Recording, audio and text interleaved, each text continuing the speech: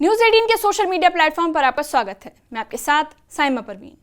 12 दिन की खुरेज जंग, लाशें, मातम, तबाही, मगर अब आई है एक राहत की खबर, यानी सीज फायर। जी हाँ, ईरान और इजराइल के दरमियान आखिरकार जंग रुक गई है। लेकिन ये फैसला अचानक नहीं हुआ। इसके पीछे है एक सियासी कहानी जिसमें शामिल है डिप्लोमेसी, मुआहिदे यानी समझौता और मदाखलत यानी मध्यस्थता। कतर ने इस पूरे अमन मिशन में एक बड़ा किरदार निभाया। कतर के वजीर आजम शेख मोहम्मद बिन अब्दुल रहमान ने सीधे तेहरान से बात की और अमेरिका के सीज फायर तजवीज़ को ईरान से मनवा लिया। और फिर अमेरिकी सदर डोनाल्ड ट्रंप ने सोशल मीडिया पर ऐलान कर दिया है कि 24 घंटे में जंग खत्म होगी। अब सवाल ये है कि क्या ये सीज फायर वाकई कायम रहेगा या फिर ये सिर्फ एक सियासी मुखौटा है। आज के इस एक्सप्लेनर में जानेंगे इस जंग की टाइमलाइन, सीज फायर का फॉर्मूला और इसके पीछे की पूरी दास्तान। सबसे पहले आपको बताते हैं कि इस जंग बंदी की शुरुआत कैसे हुई। तो डोनाल्ड ट्रंप ने अपने सोशल मीडिया प्लेटफॉर्म पर एक लंबा पोस्ट किया जिसमें उन्होंने ऐलान किया कि ईरान और इजराइल के बीच सीज फायर पर इत्तेफाक हो चुका है। ट्रंप ने लिखा कि 6 घंटे बाद दोनों ममालिक अपना आखिरी मिशन पूरा करेंगे। फिर 12 घंटे ईरान खामोश रहेगा और उसके बाद 12 घंटे इजराइल खामोश रहेगा, यानी 24 घंटे का एक मरहला बंद अमन का नक्शा बनेगा। ट्रंप ने खुद को अमन का रहनुमा पेश किया है, लेकिन सवाल ये उठा कि क्या ये वाकई अमन की कोशिश थी या एक सियासी चाल। ये सीज फायर कोई सीधा साधा ऐलान नहीं, बल्कि एक सोची समझी रणनीति के तहत 3 मराहिल में तामीर किया गया है। पहले मरहले में ईरान 12 घंटे तक हर किस्म की फौजी कार्रवाई से रुकेगा। फिर अगले 12 घंटे में इजराइल भी अपने हमले रोक देगा। इन 24 घंटे में न तो कोई बॉर्डर की मूवमेंट होगी, न मिसाइल लॉन्चिंग और न ही साइबर हमले। इसे एक इम्तिहान सब्र कहा जा सकता है कि क्या दोनों मुल्क अपनी जबान पर कायम रहेंगे। अब यही सवाल हर किसी के जहन में है। इस पूरे अमन मॉडल में सबसे अहम रोल अदा किया है कतर ने। जब दुनिया की बड़ी ताकतें हथियारों की नुमाइश कर रही थी, कतर के वजीर आजम शेख मोहम्मद बिन अब्दुल रहमान ने सीधे तेहरान से राब्ता कायम किया और अमेरिकी सीज फायर तजवीज़ को ईरान से मनवा लिया।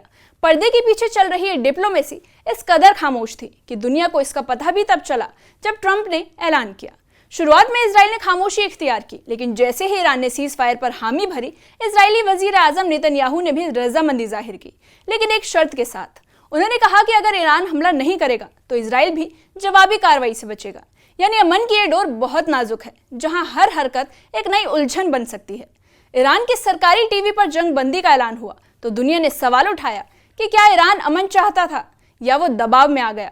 हकीकत यह है कि अमेरिकी हमले, इजरायली ड्रोन टेक्नोलॉजी और मुल्क के अंदरूनी हालात जैसे माशी बदहाली, बेरोजगारी और आवाम की बगावत, इन सब ने ईरान को सोचने पर मजबूर कर दिया है। ऐसे में सीज फायर कबूल करना कमजोरी नहीं बल्कि अक्लमंदी थी। 24 घंटे की इस जंगबंदी में बहुत कुछ दांव पर है। न सिर्फ 2 ममालिक की साख बल्कि पूरे मिडल ईस्ट की सियासी फिजा। दुनिया भर की निगाहें इन लम्हों पर जमी है कि क्या ईरान और इजराइल अपने वादों पर कायम रहेंगे या फिर कोई भी छोटी सी चिंगारी एक बार फिर से जंग को हवा दे देगी। ये सीज फायर एक इम्तिहान है, सब्र का, समझदारी का और इंसानियत का। और सबसे बढ़कर ये एक मौका है दोनों ममालिक के लिए वो दुनिया को दिखा सके कि बातों से भी मसले हल हो सकते हैं। ईरान के बाद जब 12 घंटे इजराइल की जिम्मेदारी थी तो पूरी दुनिया की नजरें तेल अवीव पर टिक गई। और इसी बीच नेतन्याहू सरकार ने बयान दिया कि वो अमन की कोशिशों को पूरी इज्जत देती है और सीज फायर के हर लफ्ज की पाबंदी करेगी। ये रवैया दिखाता है कि इजराइल सख्त होने के साथ साथ सियासी समझ भी रखता है, मगर ये भी सच है कि वहां अब भी एक तबका है जो खामोशी को कमजोरी समझता है। हालांकि गोलीबारी थमी है, लेकिन लोगों की धड़कनें अब भी तेज है। ईरान और इजराइल दोनों ही शहरों में लोग खौफजदा हैं। स्कूल बंद है, मार्केट सूनी पड़ी है और अस्पतालों में इमरजेंसी अलर्ट जारी कर दिया गया है। सोशल मीडिया पर भी लोग सुकून की दुआ कर रहे हैं। वहीं पॉलिटिकल एक्सपर्ट्स का मानना है कि ये सीज फायर ट्रंप के लिए एक इलेक्शन कार्ड भी बन सकता है। उन्होंने जिस अंदाज में सोशल मीडिया पर इसका ऐलान किया और खुद को अमन का हीरो पेश किया, वो बताता है कि ये सिर्फ डिप्लोमेसी नहीं बल्कि पब्लिक रिलेशन की भी रणनीति थी। इस पूरे वाकये ने मिडिल ईस्ट को एक आईना दिखाया है कि जब तक डायलॉग नहीं होगा तब तक जंग की हल होगी। कतर ने जो किरदार निभाया वो सबूत है कि छोटा मुल्क भी बड़ा असर डाल सकता है। ईरान और इजराइल दोनों को अब समझना होगा कि मजहबी, सियासी और इलाकाई मसले फौजी ताकत से नहीं बल्कि तहरीक और बातचीत से हल होते हैं। ये अमन अगर कायम रहा तो पूरा मिडल ईस्ट एक नए दौर में दाखिल हो सकता है। तेल की कीमतें जो इस जंग में आसमान छू रही थी, अब धीरे धीरे नीचे आने लगी हैं।